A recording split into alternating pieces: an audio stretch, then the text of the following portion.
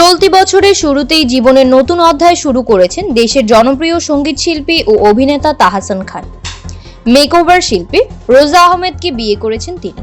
রোজাকে বিয়ের আগে অভিনেত্রী রাফিয়াত রশিদ মিথিলার সঙ্গে দীর্ঘ 11 বছরের দাম্পত্য ছিল তাহসানের। 2017 সালে তাদের সেই সংসারে বিচ্ছেদ ঘটে। এরপর 2019 সালের ডিসেম্বরে ওপার বাংলার পরিচালক সৃজিত মুখার্জির সঙ্গে বিবাহ বন্ধনে আবদ্ধ হন মিথিলা।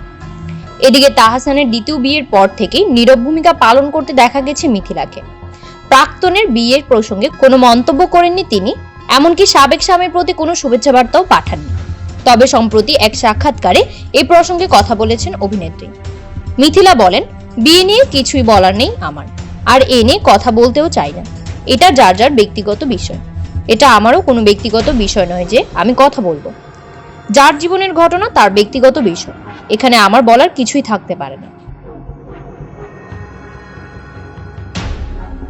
এর আগে এক সাক্ষাৎকারে এই অভিনেত্রী বলেছিলেন, বিচ্ছেদ হলেও তাহসানের সঙ্গে বন্ধুত্বমূলক সম্পর্কে রয়েছে। তিনি মনে করেন, সন্তান থাকলে তার স্বার্থ আগে দেখতে হবে, সন্তানের মানসিক স্বাস্থ্য সর্বাগ্রে। তাদের ইগোর যুদ্ধে সন্তানের ক্ষতি হবে, তাই তারা এখনো বন্ধুত্বপূর্ণ সম্পর্কে রয়েছেন। প্রায় মেয়েকে নিয়ে তার কথা হয় তাহসানের সঙ্গে।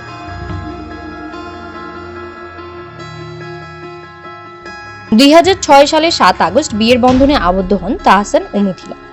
এরপর 2013 সালের 30 জুলাই তাদের ঘর আলোকিত করে আসে আইরা তাহরিম খান নামের কন্যা সন্তান।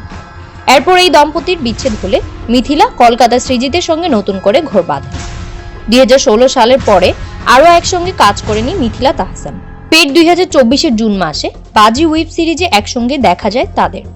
এখনো একে অন্যের সঙ্গে বন্ধুত্বপূর্ণ যোগাযোগ রেখেছেন সাবেক এই জুটি।